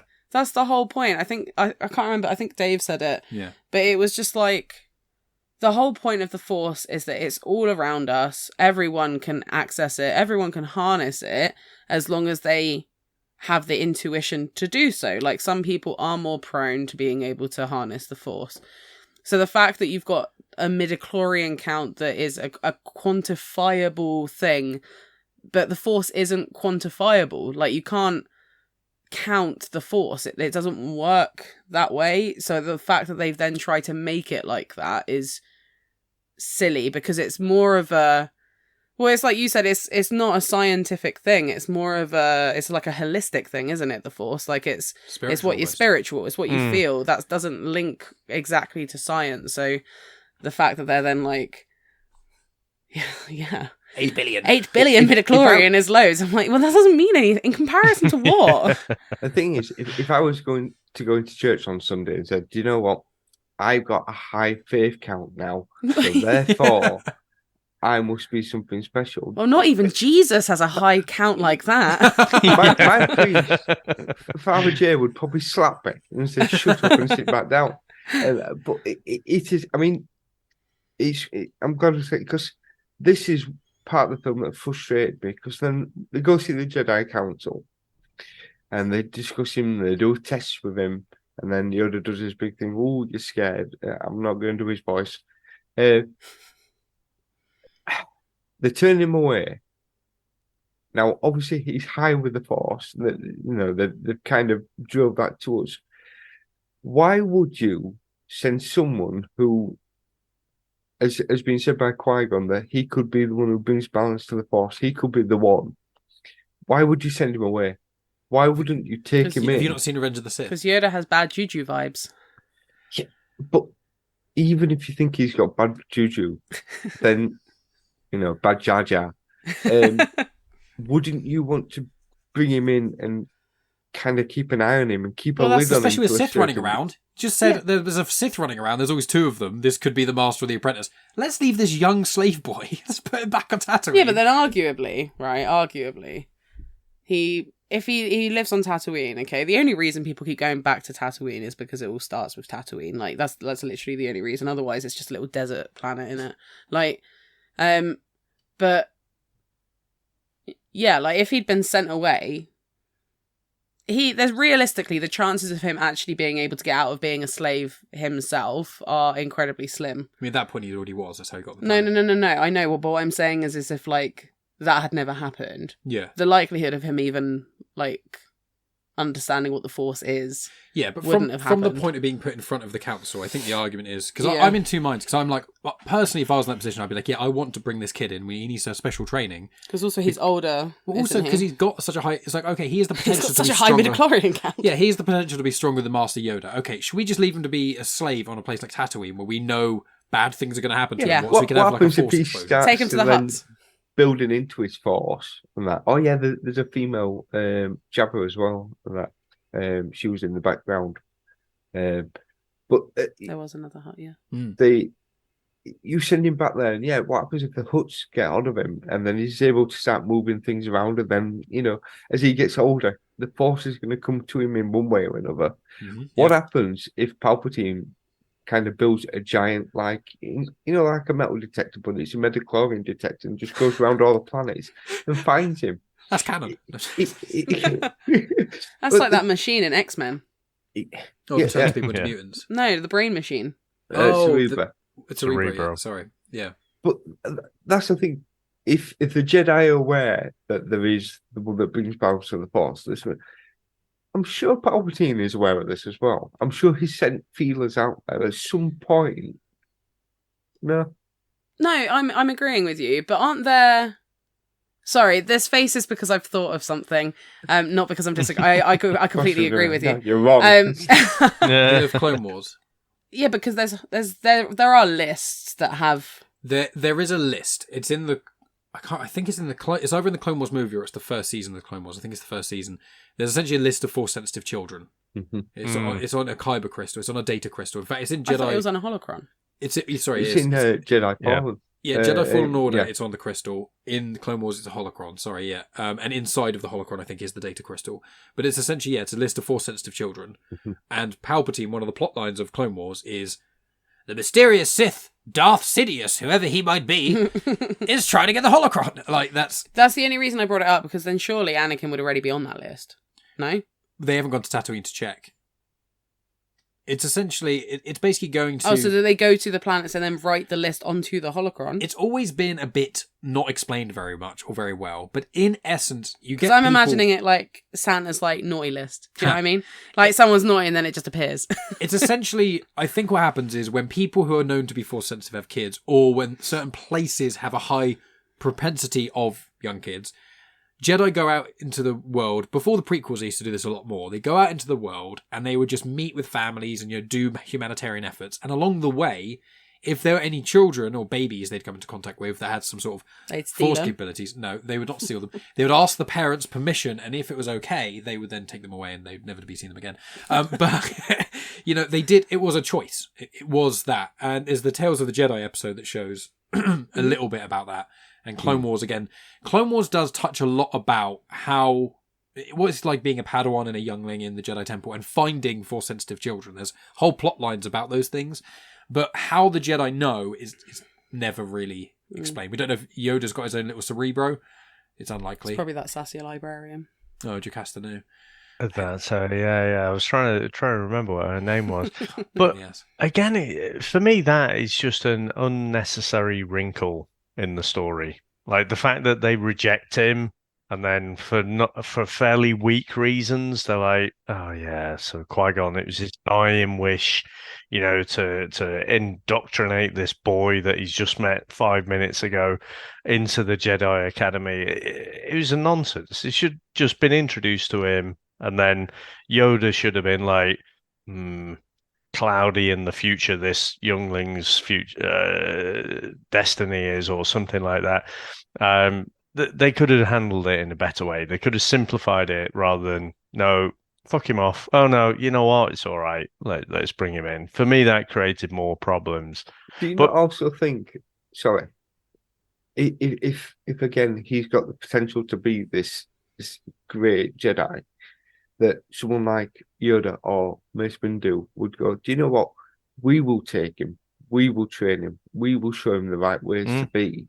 And if it turns out that, no, he's not actually that, you obviously got a dodgy bit of blood off him. It must have been in contact with someone else. I just feel that it was, Constrained by the original trilogy, unfortunately. That's the problem, isn't it? The shackles there that you have to kind of write certain things in there to make it make sense. Because that's the problem as well, is that Qui-Gon Jinn died. Because obviously Anakin was supposed to be Qui-Gon's Padawan, because Qui-Gon was more mature. He was mature. He was more. What's the word when you're like right for a job? More qualified, suited. For the role. Well, Qui-Gon was more like a dad to Anakin, whereas Obi-Wan was more like a brother, and that's where the whole issue. Anakin. Yeah, that's one of the issues with the whole of the prequels. But Dave, rather, you were saying we're getting nearer the end, but I know we need to talk about Duel of Fates in a sec. But you were going to say something else there, Dave. I can't remember, but I will bring up another point, which is again, it's Qui-Gon Jinn, and I know he's one of your favourites, but you know what? I think he gives up on Smee's slavery a little bit fucking easily. It's like, oh, well done, you won the pod race, well, you've got your freedom. What about my mum? No, not so fast. I mean, let's face it, right? You would be questioning that, wouldn't you? So an underprivileged family there, or single mother, young boy, some creepy old middle-aged bloke is like, I'm going to take your son. We'll totally train him in Jedi Academy. It's like, hold on, pedo Jinn. In all fairness, not sure about this. She offers him to Qui-Gon. She's the one that kind of says, take him away. Want a better life for him. Yeah. But I haven't I mean, it's a hard thing to do. I would struggle to let any. Well, I don't know. She's not got a bad life. I know technically she's a slave, but look at the pad. It is all right. A little kid can build this massive pod racer. He's got a fucking C-3PO machine that he's just built on his own. He's got all this stuff. My kids don't have as many toys as Anakin had. They're living like a TARDIS as well, because if you notice that it's like just a little doorway and then another doorway and another doorway, but then you go in and it's just this giant a big old place, isn't it? Yeah, it's like Grand Designs. So yeah, I just felt like it's clunky, isn't it? Where the way kind of obviously it's setting up the second one where Anakin feels separated from his mother. Part of these separation issues are going to be an ongoing thing for Anakin's personality. So I kind of get it, but it's like I feel like the movie or the story is architected okay, Mhm. but it's so clunky to get from A to B. And that's Yeah, where the broad Lucas could strokes. have done with, yeah. Whereas that's the where Lucas opposite could have thing with the gone. sequel trilogy. Is the sequel trilogy was Yeah. kind of like each film in itself, for the most part, was quite well done in the places, but then you Mhm. connect them together and it's like, here's the issues. Yeah, But yeah. we will have to start to wrap up. But, Maff, Duel of Fates, generally considered one of the best songs in Star Wars, generally considered Duel of Fates in Phantom Menace one of the best scenes in Star Wars. Saying you got a problem, bud? Yes. Well, it's a higher ground thing. There's Yeah. several times when Obi-Wan jumps over Darth Maul, especially the bit when, like Dave said before, Darth Maul's there kind of flashing his lightsaber across because, yeah, I mean, just force push him away, do something, I thought that. chop his hands off. I mean, there's plenty of hands that have Throw gone the missing. lightsaber. Yeah, there's so much. It's but that's your typical villain of I'll just twiddle my mustache a bit and I'll just show up. I'll probably read out my plans of what I'm going to do next. And why give him that opportunity? But then part of the thing is the higher ground. It's a big thing that it gets made of, and then Maul has got the higher ground, and then all of a sudden he does this leap and he jumps over. Now I can take it that he didn't expect it, so it caught him off balance. Well, yeah, it did catch him off What balance. is he doing though? Watching Netflix on his phone? I mean, he's literally fucking there looking at it. He's got nothing else on his radar. What could be happening? He's either going to go down or up. There's only two options. Well, yeah, but I mean, what I would say about we discussed before about Obi-Wan, you said he's more of a defensive kind of fighter. I think what Obi-Wan does, and he does very well, very quickly, and you see this in Rebels as well, he's one of these characters that he sees something, he learns that mistake, and he learns not to do that again, to change his fighting style. You see that several times, in this and also in Rebels, he changes the way he fights, and I'm sure probably in Clone Wars we'll probably see that as well. He uses different stances. He's forever. He's a bit like a taskmaster, that he sees something, so he has to kind of change the way around to be able to win the. I think you've said before he's not the most skilled as offensive, but defensive wise, he's that kind of one that knows how to beat his opponent. Most of the time. I will say he's, as much as I love him and do defend Obi-Wan, he's very inconsistent. You watch him fight Dooku and you're like, you get the floor wiped with you. Both times, might I add. But then you fight Anakin who beat Dooku the second time and you beat him. It's because he had the high ground. He did have the high ground. That's why and he the knew eye it. of the tiger at that time. But yeah, I mean, it's one of those. I like Phantom Menace as a film. It's not one of my favourites, and my big issue with it is if I'm trying to introduce someone to Star Wars who's never seen it before somehow, you have to choose between, in my opinion, the two films that are the hardest to get someone into, which is Episode 4 and Episode 1. I think Force Awakens, it's much easier if you show someone who's never seen Star Wars before, or any film of that caliber, knows nothing about Star Wars. If you showed them each of those three films individually, is a magic timeline, you could choose one, they'd probably enjoy Force Awakens the most, because the easiest to get into. Whereas I think that Phantom Menace, watching that first, giving you that whole plot is much easier to follow, but it's the worst film of them. And then I think that Star Wars A New Hope is brilliant, but partly, I know I just said not because of this, but partly because everyone knows the plots of Star Wars and the Death Star and all that stuff, so it immediately gets taken away. But even because it's also just been parodied in so much stuff, hasn't it? Yeah, but even then, it is quite slow, and I like it. And if you show someone who likes film, they will appreciate it. It's like an indie movie in a lot of ways, Star Wars. Very well made, but it's not as exciting. It doesn't grab you. If you're trying to show like a kid a Star Wars movie, you've got to show them Phantom or Force. A New Hope is not going to grab a modern 7-year-old in the same way, and that's an issue. Not that I'm showing loads of kids Star Wars films. I'm more thinking when I have kids, just sneaking into schools, which Star Wars films am I going to show these kids? Now then. But that's I my actually issue. think you start with Rogue One. Really? Rogue Yeah, One is yeah. the place to start. I think as a complete movie, I think, and it's basically a war movie, isn't it? And it's in the Star Wars universe.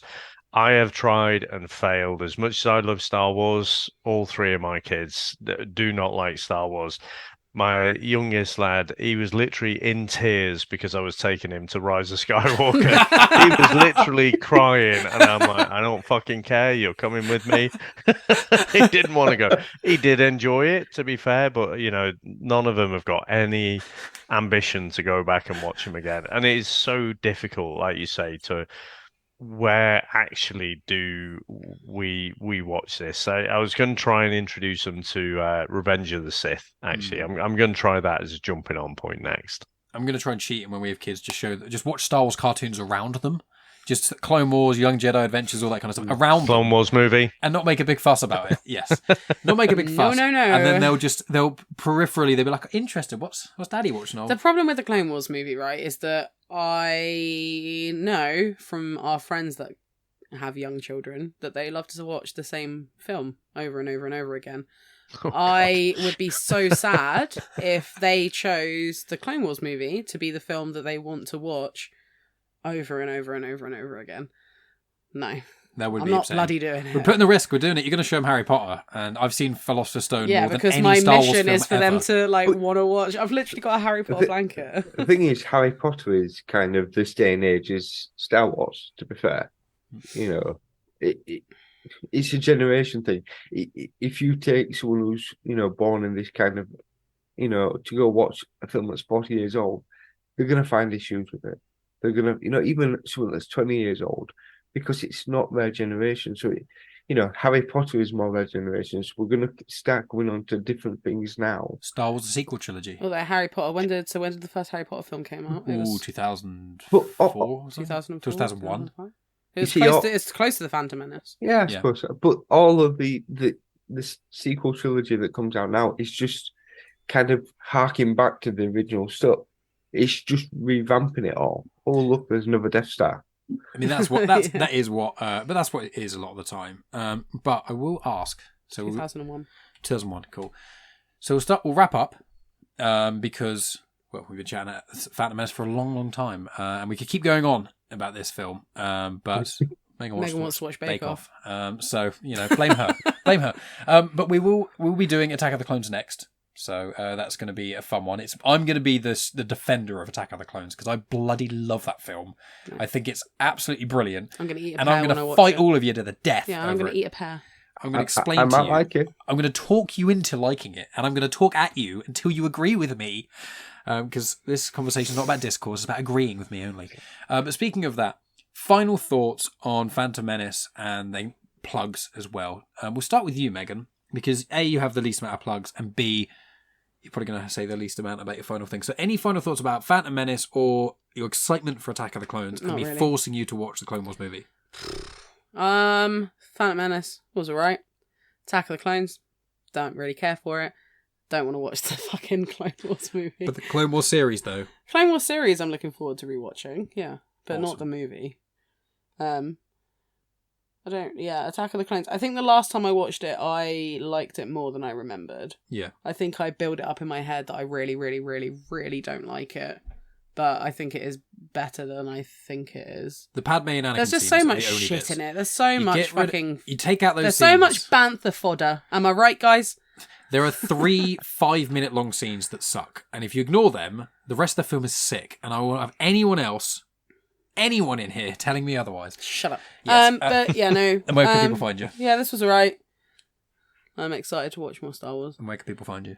Grits Gets Fit, Instagram. Don't really post on there that much, so have a look at some of my old posts. See, watch her story. See what I tag her in on there. See what I decide to put on my story on the occasion that Mike tags me in it, and then he's like, "Can you share it on your story?" And I'm like, "Yeah, I suppose." Or your loyal fans hearing, just like this one. This will be shared on your story. Dave, final thoughts on Phantom Menace? Anything that has not yet been mentioned that you want to throw us a couple of comments out there, and then your plugs.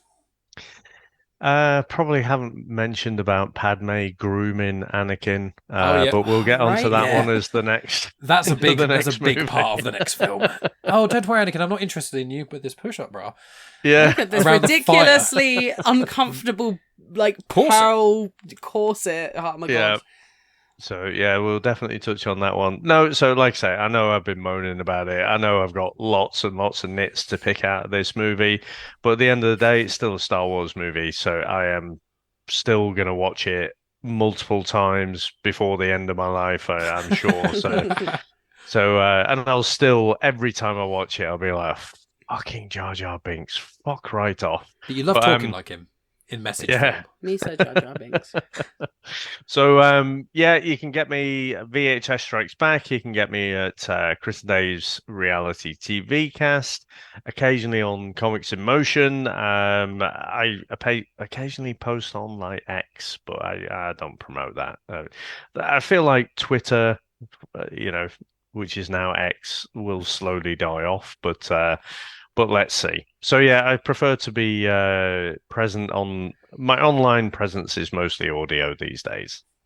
So just listen to everything Dave does. I've been listening to a lot more VHS Strikes Back recently, and I've been loving it. Actually, when does this come out? Do you know? It'll probably be a couple of weeks. I've got a pod release for this week and next week, and then it's going to somewhat depend on if guests do or don't cancel. If I release this as a cheat on Genuine Chit Chat and Comics Emotion, or if it's just comics. But it'll probably be towards the end of October, I think. Okay. If not start November. So end of October. So if you're listening before the 25th, we've got Jeepers Creepers coming out on the VHS Strikes Back. If not, if it's after that, it's going to be Training Day, and so I'm sure we'll have a good laugh with that one. Actually, no, it's quite serious and quite gritty movie. But Megan loves the term gritty, don't you? It's because it's my surname, so whenever people say it, I'm just like... The nitty-gritty is your favourite one. No, let's get down to the nitty-gritty. I'm just like, okay. Don't worry, in a year's time... In a year's time, I won't be a gritty anymore, but I still will be. Do you know what I mean? Gritty at heart. I'm not murdering her, we're getting married, to clarify. I'm going to become a Burton. Yeah. Maff, final thoughts, anything that has not been mentioned so far on that you want to mention about Phantom Menace? I think we kind of covered... there was the one thing, the whole... when the Gungans and the droids were kind of facing off each other, I had that Endgame kind of feel when, Captain America's kind of stood there and all, that everyone kind of joined it behind. But no, I'm glad we've come back and watched. I'm glad you made me watch Rebels. Absolutely fantastic. I have tortured myself by watching Kanan's death several times. It's so sad. It still gets me. My boy. I think, and I'm so fortunate that this has all kind of happened, and we had Ahsoka, which Ahsoka wasn't fantastic. It was okay, but it wasn't fantastic. But my love for Star Wars has been really I'm reading the comics. I'm really enjoying that. So, I'm glad that I've kind of able to come back to this. I'm glad I've watched the film again. I don't remember Clone Wars really at all. So I know Revenge of the Sith because of the final fight, but again, it's all kind of murky, and it's going to be good to go back and watch it because I don't think I've really watched them since they got released in the cinemas. I haven't watched them in a few months. No, it's a long time. Almost every year. Almost every year we end up watching them. Star Wars and Harry Potter every single year. But no, I'm glad that I've gone back to it. I've come off X at the moment. And that's so I don't really have a online kind of thing. I have Facebook, but I use that more for work, so I won't promote that. I don't want random people asking me to deliver milk in the morning when they live somewhere in London. That's his job. He's not an obsessive milk deliverer, to clarify. So, but also I've had a bonus. I actually know the next two films that are going to be on VHS. I knew Jeepers Creepers were coming up. I didn't know what the next one was after that. Maybe I could try convince people. Spoiler alert. Yeah. See if I can try convince someone. See if I can bet them that I can guess what the next film will be after Jeepers Creepers. Use it for evil in your power. Yeah, but no, as I say, thank you for bringing us on this journey with you guys. It's and. Each time it gets mentioned, Clones One movie, you all kind of make me scared. But at the same point, maybe it's good. Maybe it's good. Stop pulling That's them what first. I've got the cinema ticket. I don't even remember it, and all I remember is hate. The thing is, we're going to watch it. Matt's no, but you it. mentioned Stinky. You remember Stinky? Yeah. I do. Yeah, I do remember Stinky. And the janky animation. The janky animation's good. I didn't. Going back into this, I didn't think I was going to enjoy it. and I have done. So, the next film, and maybe even Clone Wars, maybe I will really enjoy it. I don't know. It's not as bad as we keep slating it. It's more for humour, but it is not a good film. It's better. It's worse than every Star Wars film by quite a lot. But we'll get there. But is there anything you've been involved with recently, apart from all my Star Wars orientated content I've been grabbing you and dragging you into? I don't think so. I think I've done all the. I know I've got something coming up, but I think it might be more Christmas time. Okay, well, yeah, we'll be doing this again next month. So in November we'll watch Attack of the Clones and do that, and then the goal will try and be to watch Clone Wars movie and record before the end of the year. Yeah, and have that out, and then we can start the new year off with Clone Wars conversations. Yeah, I'll probably still keep trying to get myself on different people's podcasts. Convince them that they really need me on there. Yeah, do it. People love having you on their Maff. It's great.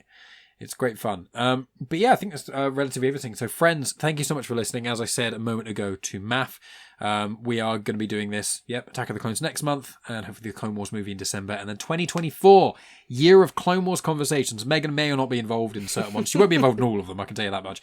But she'll be involved in maybe a couple.